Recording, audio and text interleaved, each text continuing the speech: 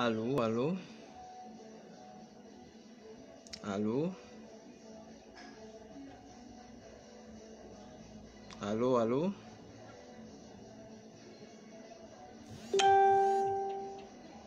Bonsoir.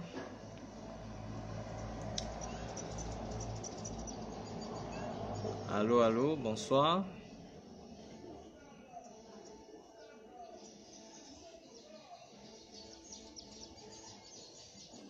Allô, allô, bonsoir. J'espère que vous me voyez bien. Je me présente Hermès. Donc, je suis de l'église de Jésus-Christ. Voilà. Et comme vous le savez déjà, depuis un moment, l'église de Jésus-Christ qui marche selon la doctrine des apôtres. Cette église, n'est-ce pas, est en train de faire un certain nombre de lives afin de pouvoir faire connaître au monde l'évangile du Seigneur Jésus-Christ qui a été présenté, sinon propagé par les apôtres. Donc, ce soir, nous avons une thématique particulière. Cette thématique n'est pas d'ordre politique. Cette thématique n'est pas l'objet d'un témoignage, non. Mais cette thématique relève de ce qui concerne la doctrine du Seigneur Jésus-Christ. Alors, il n'est pas encore 17 h parce qu'on disait que le live doit commencer à 17 h. Donc, j'attends que la plupart des personnes se connectent, que le plus grand nombre se connecte, parce que ce que nous allons partager ce soir est des plus importants sujets. Voilà. Parce que beaucoup de gens aujourd'hui disent qu'ils prient, qu'ils adorent Dieu, qu'ils marchent selon la foi chrétienne, qu'ils sont dans la vérité. Mais parfois, quand on rentre dans les Écritures pour voir effectivement si la pratique qu'ils font de la foi chrétienne et ce que les apôtres qui ont marché avec notre Seigneur Jésus-Christ enseignent, lorsqu'on essaye de faire le lien, on ne trouve pas le lien entre eux. Donc c'est pourquoi nous allons aborder cette thématique ce soir. Donc connectez-vous. Nous allons bientôt commencer. Dans à peu près 5 minutes, nous allons commencer. Et il faudrait que le plus grand nombre soit connecté. Donc connectez-vous massivement. Je disais, je viens à la suite effectivement du frère Guélor qui a commencé à partager avec vous un certain nombre de sujets concernant la doctrine du Seigneur Jésus-Christ. Donc voilà, connectez-vous, j'attends, connectez-vous. Nous allons bientôt commencer ce direct.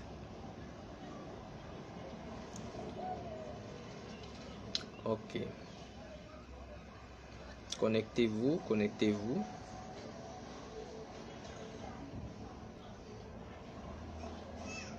Ok. Allez-y, connectez-vous. Nous allons démarrer dans 4 minutes. Donc le plus grand nombre se connecte parce que le sujet que nous allons aborder est un sujet beaucoup important concernant la foi chrétienne. Parce que nous disons que nous avons le salut plutôt, et que nous allons hériter de la vie éternelle. Mais nous devons d'abord chercher à savoir si nous avons le véritable enseignement, c'est-à-dire celui que les apôtres du Seigneur Jésus-Christ ont transmis au monde. Voilà, à travers l'évangile. Parce qu'au travers de l'évangile, effectivement que cet enseignement du Seigneur Jésus a été transmis. Ok. J'espère que vous me voyez bien. J'espère que c'est clair, il n'y a pas de flou. Le son aussi est bon, ça passe bien. Essayez un peu de me dire, de me répondre. Ok.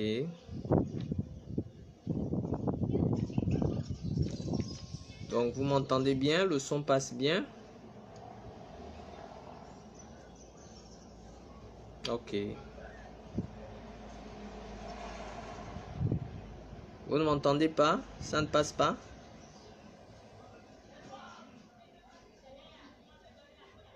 Allô?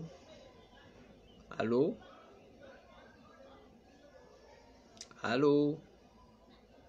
Est-ce que vous m'entendez bien? Est-ce que vous me voyez aussi bien? Le son passe bien, l'image est claire. Comme je disais, nous allons bientôt démarrer. Dans 3 minutes, nous allons démarrer ce direct. Vous avez le thème, je crois, qui apparaît devant vous. Donc, c'est une thématique beaucoup importante. Connectez-vous et surtout mettez les cœurs. Mettez les cœurs. Ok. D'accord. Je viens d'avoir une réponse, donc c'est bon. Ok. Donc, on me voit bien, on m'entend bien. Très bien. Donc, dans 3 minutes, nous allons démarrer ce direct. Puisque nous sommes donné rendez-vous pour 17 h. Ok.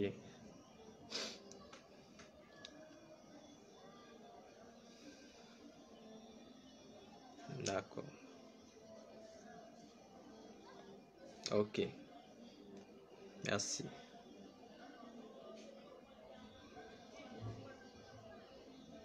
Connectez-vous, connectez-vous.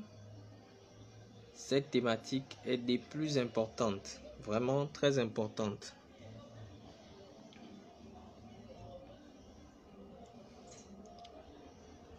Ok.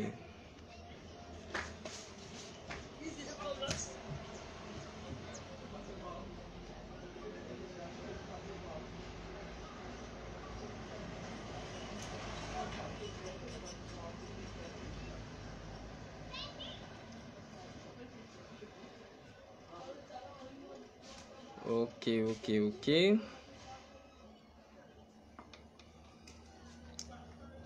Bientôt, on va démarrer. Dans 1 minute, on va démarrer. D'accord.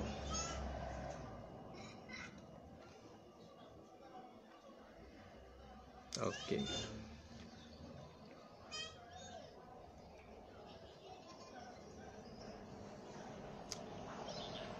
Ok.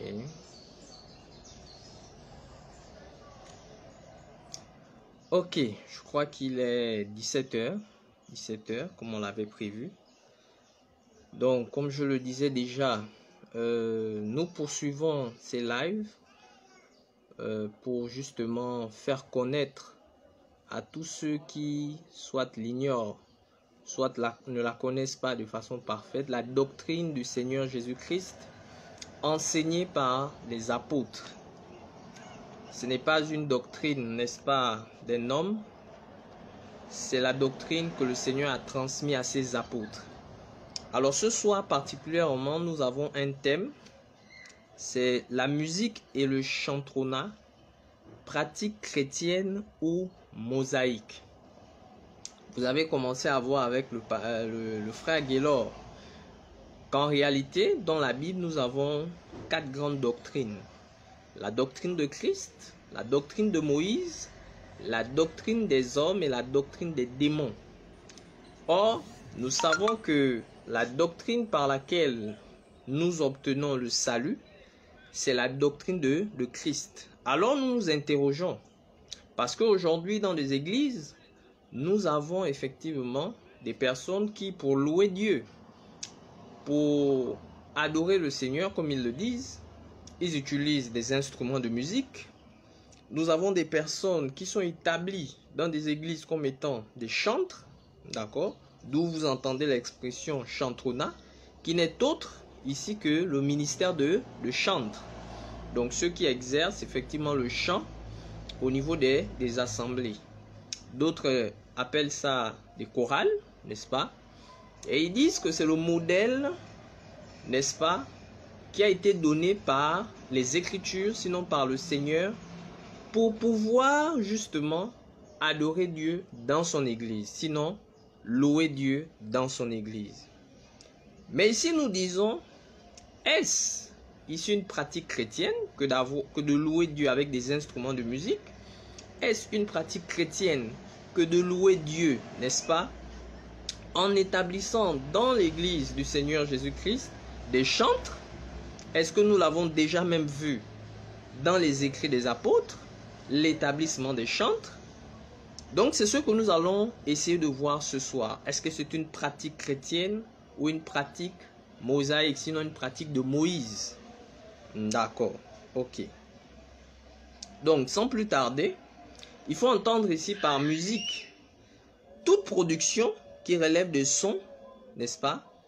Des sons qui sont mesurés et rythmés selon certaines règles. Donc en fait la musique, c'est le fruit des instruments comme je l'ai décliné tout à l'heure. Et le chantronnat, ce n'est autre que le ministère des chantres. Le fait qu'on établisse des chantres. Donc des personnes qui sont là, des personnes bien précises, qui sont là pour pouvoir justement conduire la question du chant, de la louange dans les assemblées. Donc, ces pratiques que nous observons aujourd'hui, d'où viennent-elles? Viennent-elles de notre Seigneur Jésus-Christ? Viennent-elles de la doctrine de Moïse? Vous aurez votre réponse dans quelques minutes. Alors, je m'en vais prendre un premier texte pour qu'on essaye de voir en fait que lorsqu'on parle de la doctrine de Moïse, du moins de la doctrine de Christ, il y a d'abord un postulat, un élément essentiel à retenir qui nous permet justement de nous identifier par rapport à Christ. Le premier texte que je m'en vais lire, c'est 1 Corinthiens chapitre 15. Voici l'Écriture nous dit ceci. Excusez-moi. L'Écriture dit, « Je vous rappelle, frères, l'évangile que je vous ai annoncé, que vous avez reçu, dans lequel vous avez persévéré, et par lequel vous êtes sauvés, si vous le retenez tel que je vous l'ai annoncé. Autrement, vous auriez cru en vain. » Donc, ce qu'on appelle l'évangile, ce qu'on appelle la doctrine de Jésus-Christ, c'est un enseignement que nous avons reçu et que nous devons retenir tel qu'il nous a été donné. Voilà pourquoi, si en réalité, le fait d'utiliser des instruments de musique pour louer Dieu, n'est-ce pas, ou encore le fait d'établir des chantres, n'est-ce pas, dans l'église, est une pratique que les apôtres nous ont laissée, et que Jésus-Christ nous a laissé, il n'y a pas de problème, les gens doivent continuer à le faire. Mais si ce n'est pas le cas, notre salut est en danger. Parce que Paul dit bien ici, parce que c'est l'apôtre Paul qui parle, il fait bien comprendre aux frères que vous êtes sauvés, n'est-ce pas, si vous le retenez tel que je vous l'ai annoncé autrement. Donc, si vous faites autre chose, vous avez donc cru en vain. Donc votre christianisme est un christianisme vain. Votre foi, elle est vaine. Quoi que vous disiez que vous allez dans des assemblées, ces assemblées ne sont pas les assemblées de Christ tant que la pratique en ce qui concerne la louange avec des instruments ou dans l'établissement, n'est-ce pas, des chantres ne relève pas de Christ. Alors, de qui relève cette pratique? De quel enseignement? Est-ce de Christ? Est-ce de Moïse? Donc nous avons déjà ici deux postulats, sinon deux grandes affiches qui sont devant nous. Nous avons pratique chrétienne, nous avons pratique mosaïque, sinon pratique de Moïse. Alors sans plus tarder, nous allons rentrer dans l'écriture pour voir effectivement où est-ce que cette pratique, en ce qui concerne le fait de louer Dieu avec des instruments, et l'établissement des chants, où est-ce que cette pratique a été observée, a été vue et pour qui cela a été destiné. À travers cela, nous pourrons comprendre aisément d'où vient cette pratique et si nous aussi aujourd'hui, en tant que chrétiens, nous devons continuer à la pratiquer ou la perpétrer. Alors, nous allons prendre Exode chapitre 15, à partir du verset 1 et le verset 20 à 21. Exode, chapitre 15. Excusez-moi un instant. Exode, chapitre 15, verset 1. La Bible dit: alors Moïse et les enfants d'Israël chantèrent ce cantique à l'Éternel et dirent: je chanterai à l'Éternel car il a fait éclater sa gloire, il a précipité dans la mer le cheval et son cavalier. Versets 20 à 21. Marie la prophétesse, sœur d'Aaron, prit à sa main un tambourin, et toutes les femmes vinrent après elle avec des tambourins et en dansant. Marie répondait aux enfants d'Israël: chantez à l'Éternel, car il a fait éclater sa gloire, il a précipité dans la mer le cheval et son cavalier. Donc, en réalité, lorsque les enfants d'Israël, parce qu'ici on parle des enfants d'Israël, qui sont sortis d'Égypte et qui sont arrivés dans le désert, lorsqu'ils sont arrivés dans le désert, ils ont décidé, n'est-ce pas, de louer Dieu, d'exalter Dieu, pour manifester à Dieu leur reconnaissance, n'est-ce pas? Mais comment l'ont-ils fait? Comment ont-ils loué Dieu? C'est ce qui est beaucoup important pour nous, puisque nous cherchons à savoir si cette pratique, si la pratique de la louange aujourd'hui doit reposer sur le fait d'utiliser, n'est-ce pas, des instruments ou d'établir des chantres, donc des personnes qui soient là pour conduire le chant dans l'église. Alors on voit bien que Marie ici a pris quoi? Elle a pris du tambourin et elle s'est mise à danser. Donc c'est ce qu'on a observé lorsqu'Israël est sorti, n'est-ce pas, de l'Égypte. Lorsqu'ils ont voulu manifester à Dieu leur reconnaissance.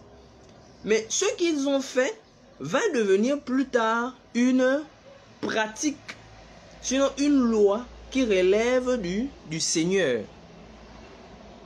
Mais on est toujours où? Au milieu des enfants d'Israël. Alors, où est-ce que cette pratique a été finalement instituée comme étant une loi, comme étant une règle, comme étant une pratique? 2 Chroniques 29, on va le lire, à partir du verset 23 jusqu'au verset 25. Qu'est-ce que la Bible nous apprend là-bas? Donc, on a bien relevé, pour ne pas aller vite, que lorsque les enfants d'Israël sortis d'Égypte ont désiré louer Dieu, n'est-ce pas, manifester leur reconnaissance, ils ont utilisé deux choses. Ils ont utilisé des instruments, parmi lesquels le tambourin, et ils se sont mis également à danser, n'est-ce pas? Donc, pour les Juifs, ils estimaient que c'était une manière pour eux de pouvoir louer, célébrer Dieu. Mais je dis tout à l'heure que, en réalité, cette façon de faire est devenue une pratique au milieu des enfants d'Israël. Et on peut le lire, comme je le disais, dans 2 Chroniques 29, 23 à 25. On amena ensuite les boucs expiatoires devant le roi et devant l'assemblée qui posèrent leurs mains sur eux. Les sacrificateurs les égorgèrent et répandirent leur sang au pied de l'autel en expiation pour les péchés de tout Israël, car c'était pour tout Israël que le roi avait ordonné l'holocauste et le sacrifice d'expiation. Il fit placer les Lévites dans la maison de l'Éternel avec des cymbales, des luttes et des harpes, selon l'ordre de David, de Gad le voyant du roi et de Nathan le prophète, car c'était un ordre de l'Éternel transmis par ses prophètes. Dans l'ordre était qu'il fallait placer les gens dans le temple, n'est-ce pas, avec des instruments de musique pour louer et célébrer l'Éternel. Donc on ne célébrait pas l'Éternel selon qu'on le voulait, au temps d'Israël. La loi finalement que Dieu va donner instituait cette pratique comme étant quelque chose de perpétuel, quelque chose que les enfants d'Israël devaient observer. Est-ce que vous voyez un peu? Donc, ils devaient utiliser des instruments de musique comme on l'a vu effectivement dans Exode chapitre 15. Ils utilisaient ça. Donc, Dieu en a fait une règle. Mais cette règle-là, elle est pour qui? Cette règle-là, est-ce qu'elle concerne les nations? Pour qu'aujourd'hui, par exemple, les gens disent que pour louer Dieu, n'est-ce pas, je peux utiliser ma guitare, je peux utiliser mon piano, je peux utiliser bon nombre d'instruments qui me permettent justement de pouvoir célébrer mon Dieu. Elle a été établie, cette règle que nous venons de lire, pour qui? Parce qu'on dit bien qu'elle a été donnée par les prophètes selon l'ordre de l'Éternel. Mais c'était pour qui? Est-ce que c'était pour toutes les nations? Est-ce que c'était pour tous ceux, effectivement, qui devaient se mettre à adorer Dieu un jour? Nous allons lire un texte qui est tellement clair. D'accord? Mais avant de lire ça, on va se rendre compte que, après que, effectivement, David ait donné cet ordre avec les autres prophètes, David lui-même va écrire, n'est-ce pas, à ses frères juifs en leur disant un certain nombre de choses. Dans le psaume 150, David va parler et voici ce qu'il va dire à ses frères. Louez l'Éternel, à partir du verset 1, louez Dieu dans son sanctuaire, louez-le dans l'étendue où éclate sa puissance, louez-le pour ses hauts faits, louez-le selon l'immensité de sa grandeur, louez-le au son de la trompette, louez-le avec le luth et la harpe, louez-le avec le tambourin et avec les danses, louez-le avec les instruments à cordes et le chalumeau, louez-le avec les cymbales sonores, louez-le avec les cymbales retentissantes, que tous ceux qui respirent louent l'Éternel. Donc, David, effectivement, qui a donné l'ordre dans 2 Chroniques, c'est ce même David que nous lisons ici, qui dit quoi? Il dit, louez Dieu dans son sanctuaire. Ce n'est pas n'importe où qu'il faisait ça aussi. Qu'il louait Dieu, qu'il utilisait les instruments. Ce n'est pas n'importe où. Comme on voit aujourd'hui, les gens qui s'appellent des stars, des artistes chrétiens, ils ont commencé à instituer la musique comme étant le moyen de prédication de l'évangile. Je ne sais pas où ils ont retrouvé ça dans la Bible. Que quelqu'un un jour pour prêcher l'évangile, il a utilisé la musique. Donc ils utilisent des pratiques aujourd'hui qui en réalité, quand on rentre dans l'écriture, on ne se retrouve pas. Aujourd'hui, ils organisent des concerts comme le monde, n'est-ce pas? Et ils disent qu'ils sont des artistes. Ils vendent leurs CD ainsi de suite. Comme quoi, c'est ça la louange devant Dieu. Mais David dit quoi? Quand il fallait louer Dieu avec les instruments, avec les danses, il devait le faire où? Dans le sanctuaire. Parce qu'il y avait un sanctuaire en ce temps-là. Ce sanctuaire, on l'appelait le temple de Jérusalem. C'est ce temple-là dans lequel tous les juifs allaient pour adorer Dieu. C'est comme ça que ça se faisait. Maintenant, comme je disais, cette pratique que David, du moins que David donne, elle est instituée pour qui? Est-ce pour les nations? Est-ce pour tout le monde? Il faut qu'on le sache. Il faut que tu le saches. Parce qu'aujourd'hui, tu vas dans les églises. Aujourd'hui, tu dis que c'est le modèle par lequel nous devons adorer Dieu. Mais est-ce que c'est ce que nous apprennent les Écritures? D'accord? Parce que là, nous sommes dans l'alliance que Moïse a établie avec le peuple d'Israël. C'est dans cette alliance-là qu'on voit cette pratique. Si vous remarquez bien, nous sommes dans l'Ancien Testament. Donc, on va voir pour qui cela a été institué. Psaume 81. Psaume 81, à partir du verset 1 jusqu'au verset... verset 3. Non, verset 5. La Bible dit: au chef des chantres sur la guitare d'Azaph, chantez avec allégresse à Dieu notre force, poussez des cris de joie vers le Dieu de Jacob, entonnez des cantiques, faites résonner le tambourin, la harpe mélodieuse et le luth. Vous entendez bien, toujours des instruments de musique. Sonnez de la trompette à la nouvelle lune, à la pleine lune au jour de notre fête. Car c'est une loi pour Israël. C'est une loi pour Israël. Une ordonnance du Dieu de Jacob. Donc ce que David a donné comme instruction, qui vient de l'Éternel, il dit quoi? Il dit que c'est une loi pour Israël. La question que je m'en vais te poser, Es-tu israélite? Es-tu israélite pour aujourd'hui suivre cette règle? Parce qu'aujourd'hui, effectivement, beaucoup font quoi? Beaucoup louent Dieu à travers des instruments de musique. Mais la pratique de la louange à travers les instruments de musique, elle est juive. Elle appartient aux israélites. Et il dit, c'est une ordonnance du Dieu de Jacob. Pour Israël, pas pour les nations. Pas pour les Gabonais, pas pour les Chinois, pas pour les Américains. Nous ne sommes pas dans cette pratique, dans cette alliance. Ça ne nous concerne pas. Alors quand un pasteur te dit que voici, j'ai vu en toi le ministère, du moins, je vois que tu as un don pour chanter. Et on va commencer à t'apprendre à utiliser les instruments de musique pour te tenir devant l'assemblée, pour louer Dieu.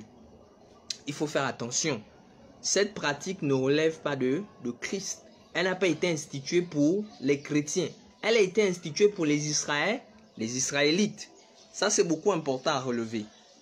Maintenant, la deuxième chose, et c'est ça qui fait l'objet de notre thème, il y a le ministère de chantre.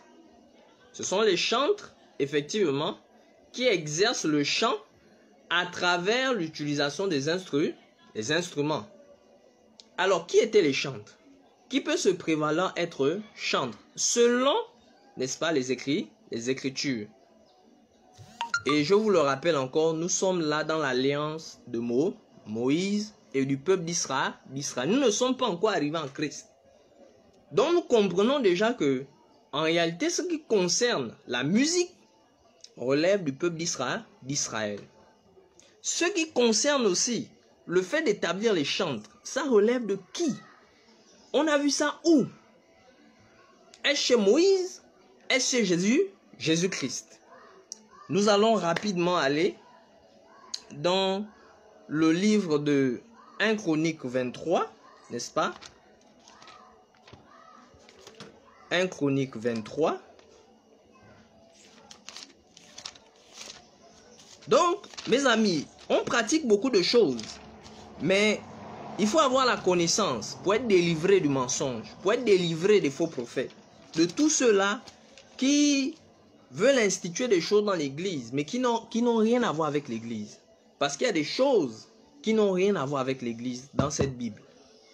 Oui, 1 Chronique 23, à partir du verset 1, en descendant.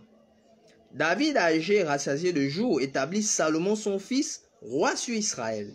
Il assembla tous les chefs d'Israël, les sacrificateurs et les Lévites. On fit le dénombrement des Lévites depuis l'âge de 30 ans au-dessus, compté par tête et par homme. Ils se trouvaient au nombre de 38 000. Et David dit qu'il y en ait 24 000 pour veiller aux offices de la maison de l'Éternel, 6 000 comme magistrats et juges, 4 000 comme portiers et 4 000 chargés de louer l'Éternel avec, il faut bien lire, avec les instruments que j'ai faits pour le célébrer. Donc, en Israël, on ne célébrait pas l'Éternel sans les instruments de musique. Pourquoi? Parce qu'on a vu tout à l'heure, dans Psaume 81, que ça a été institué pour Israël de cette manière. Il fallait louer Dieu avec des instruments de musique. Et on devait le faire où? Dans le temple. Pas partout, comme on voit aujourd'hui. Les gens font ça au Gabon, les gens font ça aux États-Unis, là où ils veulent. Mais selon l'Écriture, on nous montre que selon la pratique mosaïque, parce que c'est une pratique mosaïque, ça se faisait où? Dans le temple. Et ce n'est pas n'importe qui le faisait.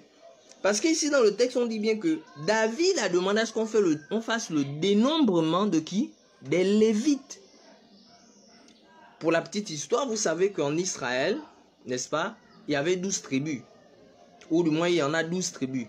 Et dans ces 12 tribus, lorsque vous lisez Exode, n'est-ce pas, chapitre 1, à partir du verset 2, vous verrez que dans les tribus d'Israël, sinon qui sont formées par les fils d'Israël, les enfants de Jacob, il y a le troisième fils de Jacob qui s'appelle Lévi.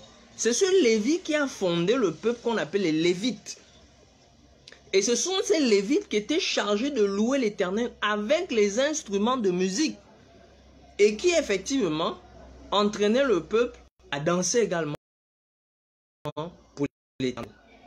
Donc, question que je te pose, es-tu lévite? Fais-tu partie des enfants de Jacob? Peux-tu tracer ta lignée jusqu'à remonter chez Jacob? Si oui, alors effectivement, tu peux te prévaloir être chantre. Deuxième chose, c'est que les chantres ici étaient des personnes qui exerçaient sous une alliance. La première alliance. Voici pourquoi ces lévites-là qui chantaient devant l'Éternel, on leur a donné un nom. Et c'est ce que vous observez aujourd'hui que les pasteurs, n'est-ce pas, les faux pasteurs, donnent aujourd'hui comme enseignement, comme instruction. 1 Chronique 15, lisez-moi ça, le verset 16. Voici le nom qu'ils portaient, ces lévites-là, qui effectivement célébraient Dieu par le chant à travers des instruments. 1 Chronique 15, verset 16.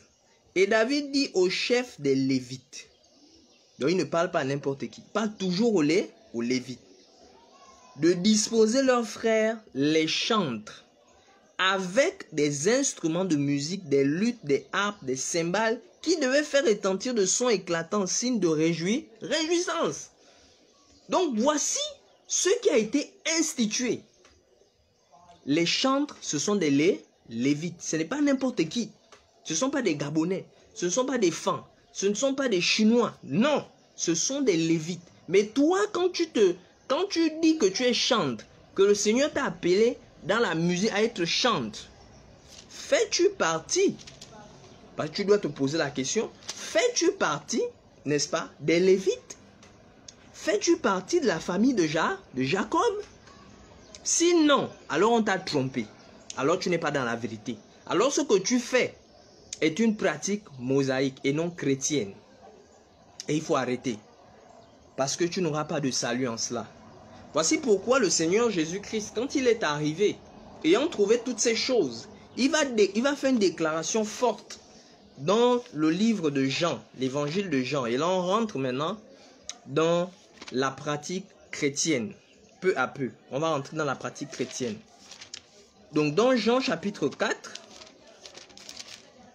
rapidement, à partir du verset 22, on va prendre au verset 23, la Bible dit, « Vous adorez ce que vous ne connaissez pas. Nous adorons ce que nous connaissons, car le salut vient des Juifs. Mais l'heure vient, et elle est déjà venue, où les vrais adorateurs adoreront le Père en esprit et en vérité, car ce sont là les adorateurs que le Père demande. »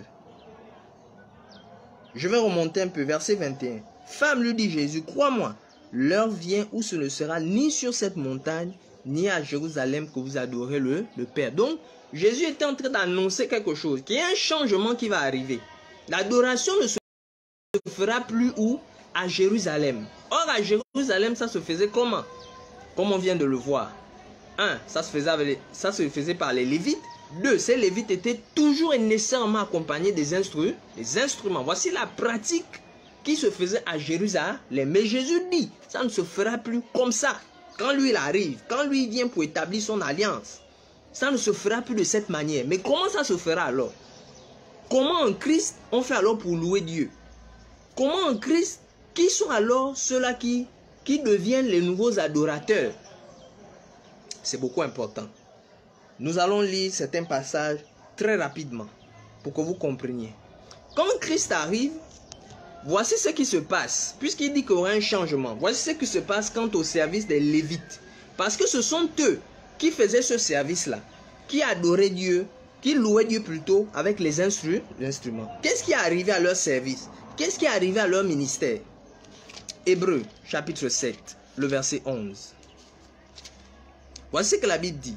Si donc la perfection avait été possible par le sacerdoce lévitique, car c'est sur ce sacerdoce que repose la loi de nos peuples, qu'était-il encore besoin qu'il parût un autre sacrificateur selon l'ordre de Melchisédek et non selon l'ordre d'Aaron?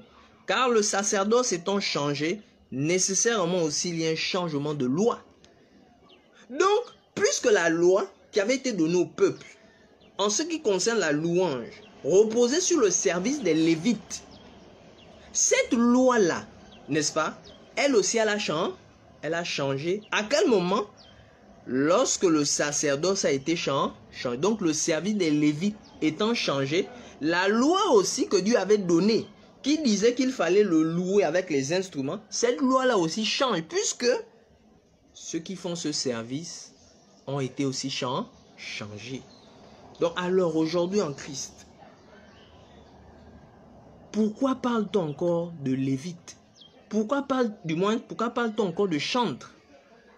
Ça n'a plus de sens, puisque ce service est déjà aboli. Ce service n'est plus. Mais toujours est-il que les gens, dans les églises, se font appeler chantres. S'ils ne sont pas là, on ne loue pas Dieu. C'est grave. C'est des choses terribles qu'on voit aujourd'hui. Mais tout ça sont les faux prophètes qui vous trompent. C'est pourquoi, mon frère, ma soeur, si tu es chantre, il faut te repentir aujourd'hui pour sauver ton âme. Parce que tu ne peux pas rentrer dans la vie éternelle avec ça. Avec ce service. Voici pourquoi, pour terminer, vous allez voir que ni Jésus, ni les apôtres, personne, n'est-ce pas, n'a parlé des instruments de musique, ni de l'établissement des chantres. Aucun n'a parlé de ça. Mais aujourd'hui, on observe ça dans les dites entre griffes églises. Comment ils louent Dieu avec des instruments. Mais au temps des apôtres, quand on lit l'écriture, ni Jésus, ni ses apôtres n'ont parlé de ces choses. Est-ce qu'ils ont oublié? Je ne pense pas. Est-ce que nous sommes plus sages qu'eux? Je ne pense pas. Voici pourquoi nous allons lire 3 derniers textes, partant d'abord du Seigneur jusqu'à ses apôtres. Qu'est-ce que le Seigneur a fait lorsqu'il voulait louer son Père? Matthieu 26, verset 30. Rapidement, on va lire ça. Je ne vais pas durer. Matthieu 26, verset 30, la Bible dit: alors que Jésus avait déjà pris effectivement le repas avec ses disciples, quand il a fini, la Bible dit maintenant ceci, verset 30, après avoir chanté les cantiques, ils se rendirent à la montagne des Oliviers. Vous voyez bien la différence. Quand on était dans l'alliance de Moïse, on disait toujours que lorsqu'on loue Dieu, c'était toujours accompagné des instruments. Mais quand Christ arrive, lui n'a fait que louer Dieu. Il n'a fait que chanter les cantiques. C'est ce que l'Écriture dit. Il n'a pas utilisé un instrument de musique. Il n'a pas dansé. Il n'a pas utilisé ces choses. Mais toi, quand tu danses, tu dis ton modèle de qui? De Moïse. De l'alliance de Moïse. Sinon, des Lévites. Qui, eux, ne sont plus dans ce service. Selon que Jésus nous l'a fait comprendre. Selon que l'auteur d'Hébreux nous l'a fait comprendre. Que leur service est déjà fini. Et toi, quand tu le fais, ton modèle, tu tires ça d'où? Voici Jésus, notre maître.